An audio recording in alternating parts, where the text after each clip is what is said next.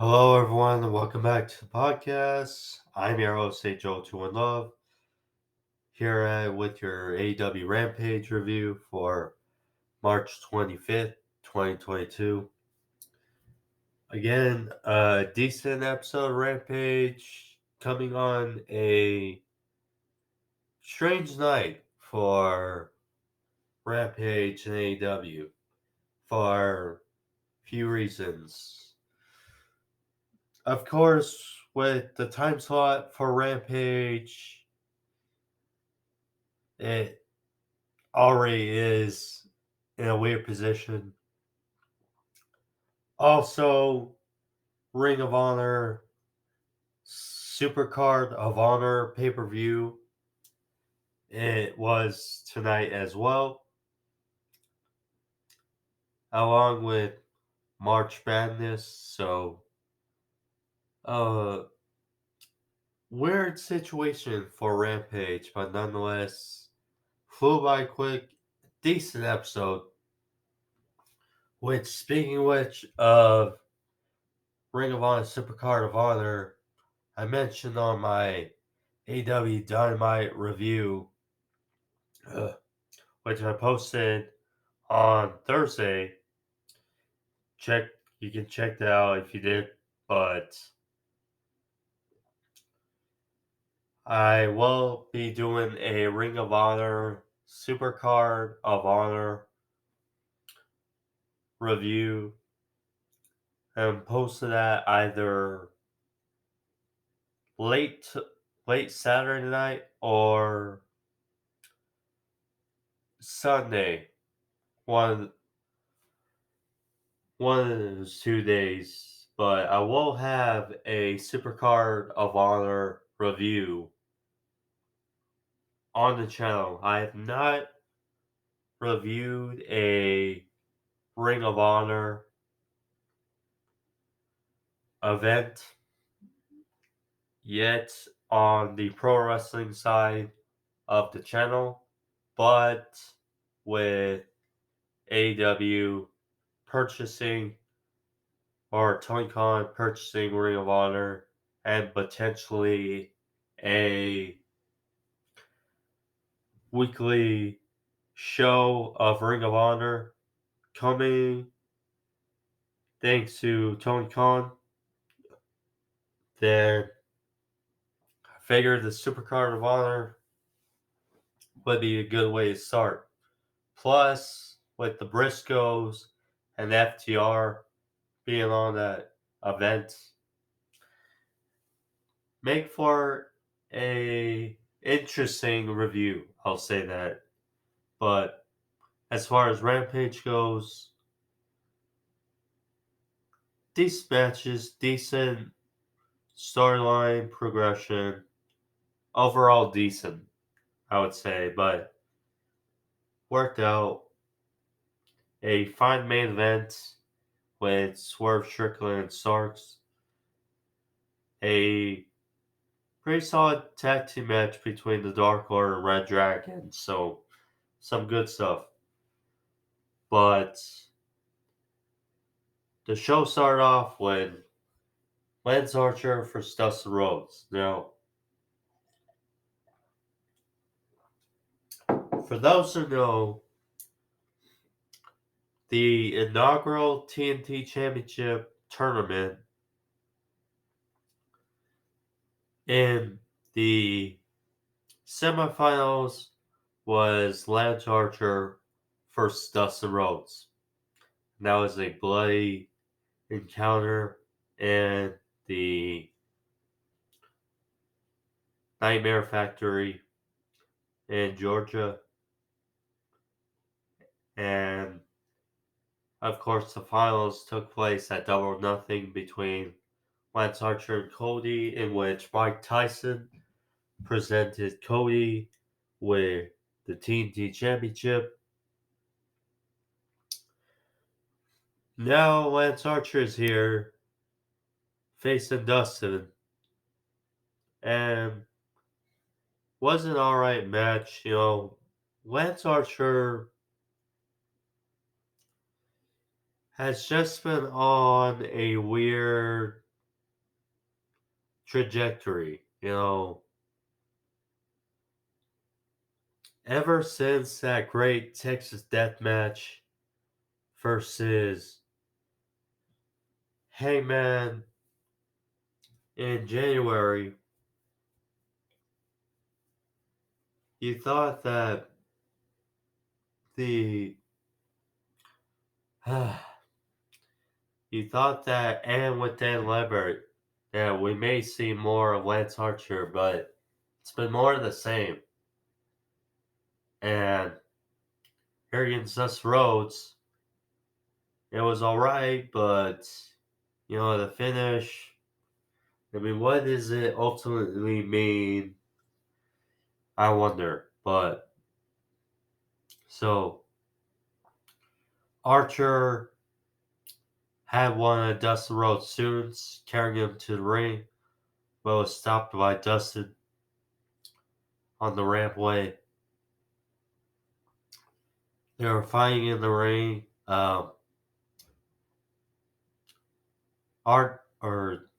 Dustin with the clothesline sent Archer to the outside. Dustin went for a senton, but crashed and burned on the outside.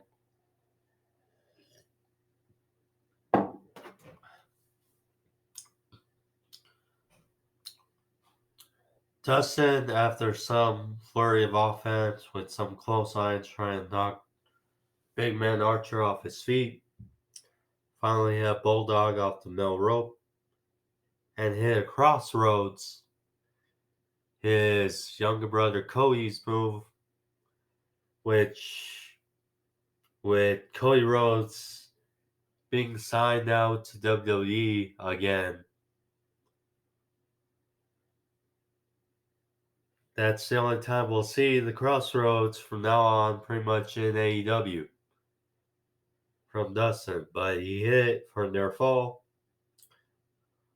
Archer came back, hit a full Nelson slam, choke slam for a near fall. Archer, so at the start of the match, he exposed a turnbuckle in the corner. And so Archer went for the blackout, but Dustin collapsed in the middle of the ring. So Dustin kind of playing possum. He sent Archer into the exposed turnbuckle and rolled up Archer for a surprise victory. Certainly surprised me, but when it was heard of Archer's ranking in the top 5, I was surprised. Because I don't watch Dark a lot, AEW Dark a lot, but I do watch it from time to time. But yeah, Archer, he just beat down Dustin after chokeslammed him through the timekeeper's table. I love Archer, so we'll see where it goes because Dustin,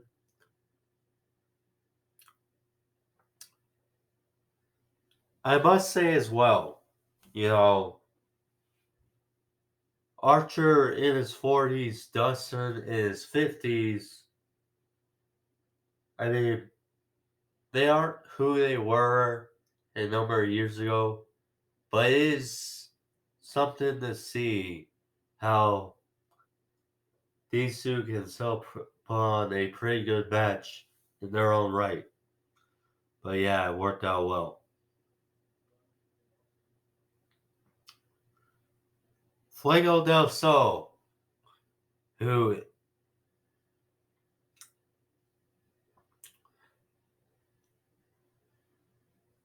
his heart is bigger than his brain. I think that's pretty.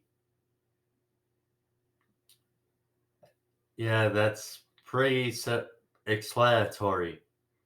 Fuego del Sol. He was out there and he called out the House of Black by himself. So, we know it can only lead to one thing. The House of Black, Brody, King, Malachi, and Buddy Matthews all beat down on Fuego in the middle of the ring. Simple as that. Left him laying. Afterwards, the Dark Order confronted the House of Black on the rampway. Evil Uno and Malachi Black exchanged some words, so that was announced later in the show.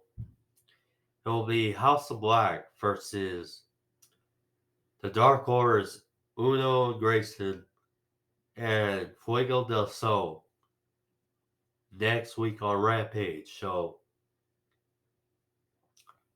fine trios match to look forward to.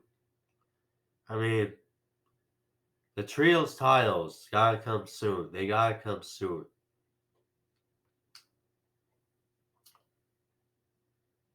Man of the Year and Dan Lambert were backstage.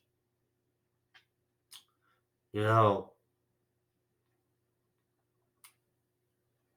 they announced that the open challenges when it comes to the TNT title are over.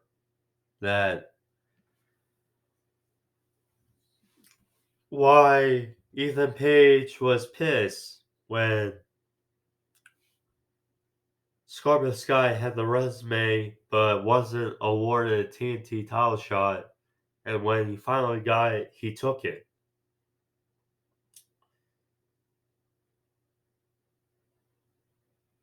And Scorpio Sky said the open door for the TNT title is now closed.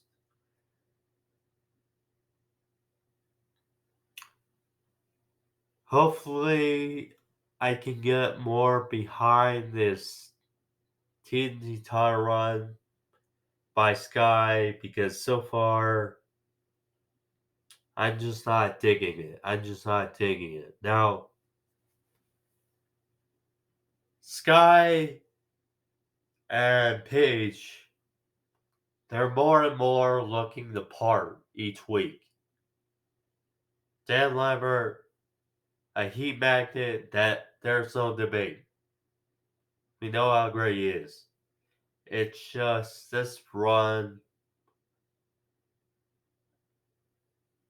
We'll see. We'll see as it gets more legs under it, but I don't know. I don't know.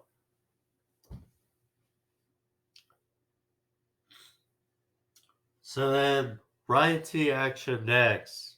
No entrances. ReDRagon, Kyle O'Reilly, and Bobby Fish versus number 5, Alan Angels, and number 10, Preston Vance of the Dark Order.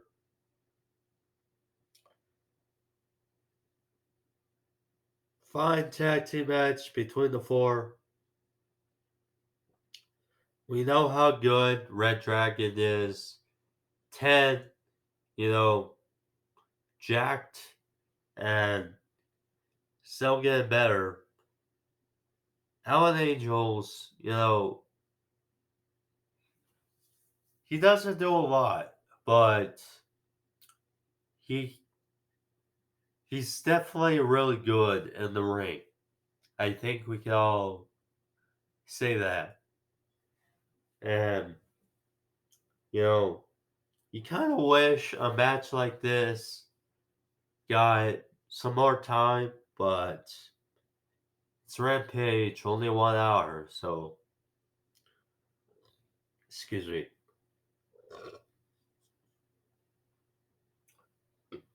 But it's a fine match. 10, after he got a big tag, well done, ReDRagon. Hit some big clotheslines around Fish. Yo, and then after break, when it looked like 10 was getting worse for wear, he got the big tag to 5. 5 all of a sudden was wrapped into a tight guillotine choke by O'Reilly. And 10 spine buster Fish onto 5 and O'Reilly to break up the guillotine.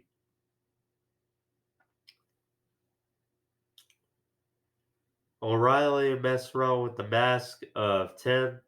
They hit a high-low, took him out, and took out Angels with the Chasing the Dragon. 1, 2, 3. ReDRagon gets the victory over 5 and 10. Afterwards, Jurassic Express came down to save the Dark Order, but Fish and O'Reilly retreated. Then Adam Cole, who stole Adam Page's world title on Dynamite Wednesday,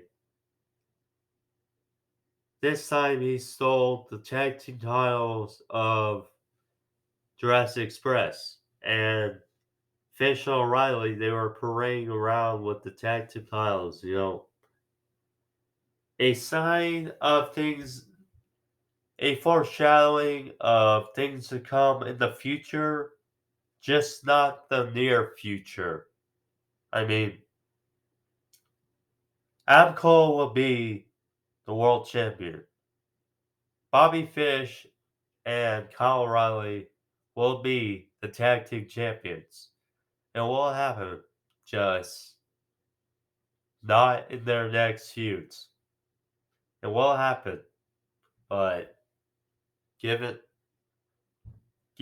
some time. Give it some time. Perhaps 2023, perhaps next year, but they do look good with the titles. They do look good, but we'll have to wait. We'll have to wait a bit. But if this signifies a match between Jurassic Express, Bobby Fish, and Kyle O'Reilly at Double or Nothing, I'm all for it. I'm all for it because I know all four can bring it. I know all four. Well, with Bryan Danielson and Jon Moxley being paired with William Regal, we'll have to see. But as far as another match with Jurassic Express and ReDRagon, I'm all for that. I'm all for that. So we got a little promo of Nyla Rose and Thunder Rosa. Again, I already gave my thoughts. I'm sure many others give their thoughts on my Dynamite review, but not a good start to Thunder Rosa's women's title run. So, Nyla Rose here face Madi Wrenkowski, who has served a number of time on Dark for AEW. And apparently this was her Rampage review or debut. So interesting for her. She got a little reaction, but kind of knew where this was going. Beast Bone by Rose for the win. Simple.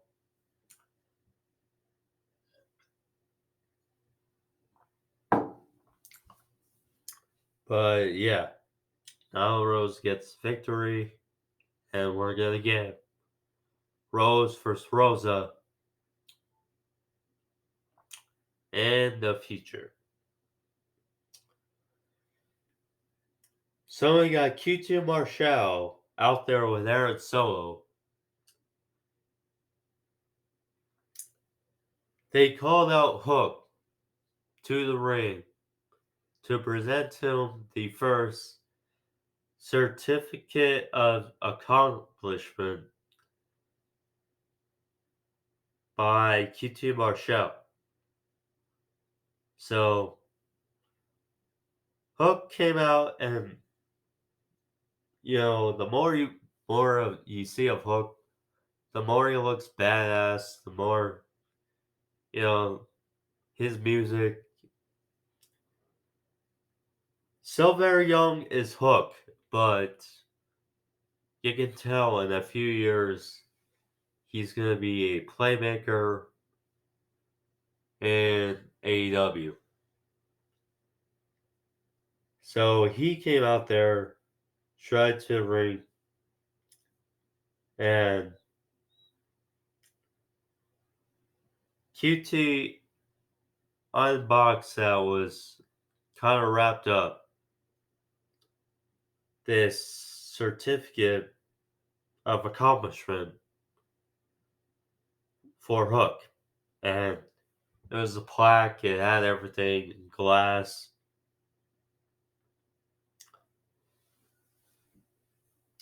Aaron Solo had confetti popper in the middle of the ring. Hook was looking at the certificate plaque, admiring it almost, but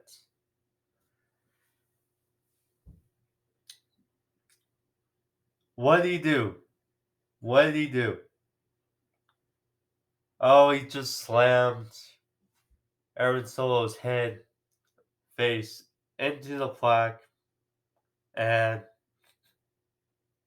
just walked off.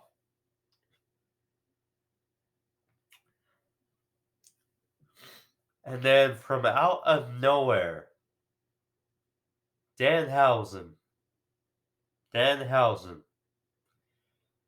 from out of nowhere, comes out and curses Hook. Plays a curse on Hook. Hook, like a badass, didn't care. You know, it's a little strange because we've seen many guys on the AEW roster that have been affected by the curse of Danhausen, whether it's Adam Cole, Evil Uno, Ricky Starks, etc. But it did not affect Hook. And Hook was just like, or excuse me, Danhausen was like, what the hell happened? So he just walked off. I mean, yes, comedish, but kind of what Danhausen was brought in to do. That's obvious. But yeah, I like this segment until Danhausen came out. I get, but was good. Kind of hope we see Hope take a little bit of a leap in competition. You know, that's my only critique. Although he's still really young. He's still really young. So I know he's very popular, but you know, the more you expose him, the higher up of competition he's gonna have to take. So we'll see. But Hook is Hook. So the lineup so far for Dynamite on Wednesday. FTR versus the Gun Club. Curious to see how the Gun Club fare in a step up in competition. We'll see. Because we saw them first Jurassic Express, and they did not embarrass themselves. But we'll see. We'll see. Darby Allin versus Andrade El Idolo. Should be a great match. The female side of the Owen Hart Cup tournament will start on Dynamite Wednesday with the Bunny facing a new signee of AEW's women's division. So maybe Athena, maybe Tony Storm, maybe Tegan Knox, yeah, some good names out there. I'm gonna guess, or Nixon Noel, whatever her name is. I'm gonna guess her or Tony Storm, one of those two. Should be interesting. And then on Rampage next week, I mentioned House of Black versus Fuego del Sol in the Dark Order. You know, I don't like seeing the Dark Order lose as much as they're losing, but House of Black, you know, the more I see them, the more I'm convinced they will be the inaugural Trios champions in AEW. Main event Ricky Starks versus Swerve Strickland. Starks, you know, it's good seeing more of Ricky Starks slowly, but we're starting to see more of him, because after he came back from his neck injury, first, hey man, he had arguably two matches with Brian Cage, and then we didn't see him for months wrestling. So slowly we're starting to see him wrestle more and more. I mean, saw him first 10, we saw him in the ladder match of Revolution. Saw him against Jay Lethal. Great match. Here against Strickland wasn't great, but got the job done. So, after a little bit of chain wrestling and back and forth, because both these guys have a history together,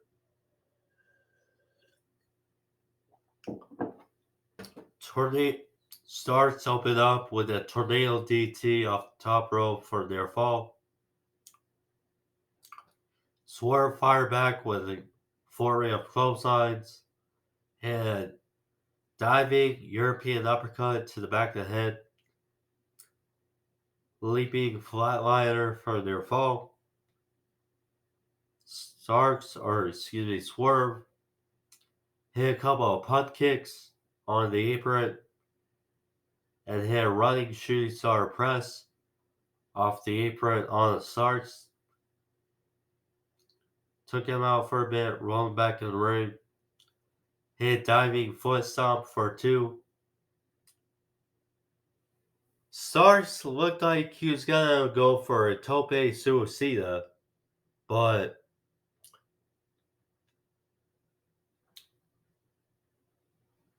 Swerve caught him, and while the referee was tending to Ricky, Hobbs blindsided